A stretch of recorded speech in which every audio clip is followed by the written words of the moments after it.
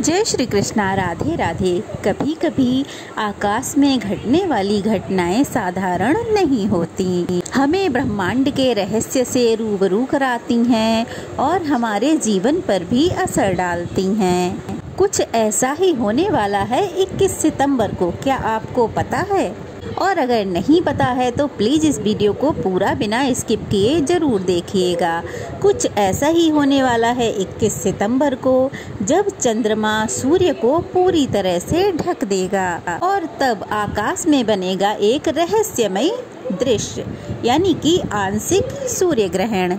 और यह दृश्य न केवल खगोल शास्त्रियों के लिए आश्चर्यजनक है, बल्कि धार्मिक और ज्योतिषी दृष्टियों से भी बहुत ही महत्वपूर्ण माना गया है, क्योंकि साल का आखिरी सूर्य ग्रहण जो है वो सर्वपितृ अमावस्या वाले दिन ही लगने जा रहा है। तो चलिए अब जान लेते हैं इसके समय के बारे में। तो 21 सितंबर को लगने वाला सूर्य ग्रहण रात्रि 10:59 से प्रारंभ होगा, जो कि अगले दिन सुबह 3:24 पर समाप्त हो जाएगा।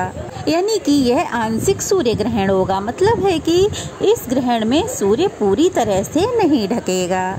जब चंद्रमा सूर्य के सामने आ जाता है और सूर्य की रोशनी को पूरी तरह से ढक देता है, तब सूर्य ग्रहण लगता है। अब बात ये आती है कि क्या ये सूर्य ग्रहण हमारे देश में दिखाई देगा? तो ये आंशिक सूर्य ग्रहण है और ये रात में पड़ रहा है। अब रात में लग रहा है तो ये हमारे देश में दिखाई नहीं देगा और इसका जो सूतक काल है वो भी हमारे देश में मान्य नहीं होगा।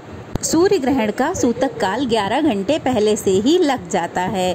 अगर ये सूर्य ग्रहण हमारे देश में दिखाई देता तो इसका सूतक काल सुबह 11 बजे से ही शुरू हो जाता, जो कि सूर्य ग्रहण के साथ ही समाप्त होता। ये सूर्य ग्रहण दुनिया के अन्य देशों में दिखाई देगा। भले ही ये ग्रहण हमारे देश में दिखाई नहीं देगा, लेकिन फिर भी कुछ सावधानियां गर्भवती महिलाओं को जरूर बरतनी चाहिए। नियमों के अनुसार सूर्य ग्रहण के समय गर्भवती महिलाएं घर से बाहर ना निकलें, धारदार नुकीली चीजों से दूर रहें, अपने मन को शांत रखें। गर्भवती महिलाओं को चाहिए कि उन्हें भगवान का भजन कीर्तन, भगवान का स्मरण करना चाहिए। ऐसा करने से उनके बच्चे पर ग्रहण का कोई भी नकारात्मक प्रभाव नहीं पड़ेगा।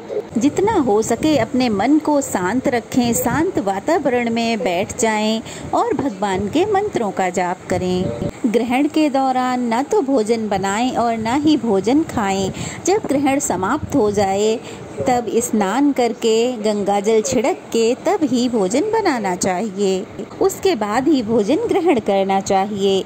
अपने अपने धर्म के अनुसार पुस्तकें पढ़नी चाहिए, मंत्रों का जाप करना चाहिए। गायत्री मंत्र का जाप भी कर सकते हैं, सूर्य देव के मंत्रों का जाप कर सकती हैं। ऐसा करने से आपके शिशु पर बहुत ही अच्छा प्रभाव पड़ेगा। ग्रहण के बाद हमें क्या करना चाहिए, चलिए जानते हैं। जैसे कि ग्रहण समाप्त होने के बाद स्नान करें, पूरे घर में गंगा जल छिड़कें, दान की सामग्री निकाल कर रखें। दान की सामग्री आप किसी योग्य या निर्धन व्यक्ति को दे सकते हैं। उसके बाद भोजन ग्रहण कर सकते हैं। गर्भवती महिलाओं को ज़्यादा परेशान होने की ज़रूरत नहीं है, क्योंकि ये ग्रहण हमारे देश में दिखाई नहीं देगा। तो अगर आपसे कोई भी गलती हो जाए तो परेशान बिल्कुल भी नहीं होना है। बस अपने मन को शांत रखना है, भगवान का स्मरण करना है और पूजा पाठ करनी है। तो ये थी आज की वीडियो, कैसी लगी बताइएगा।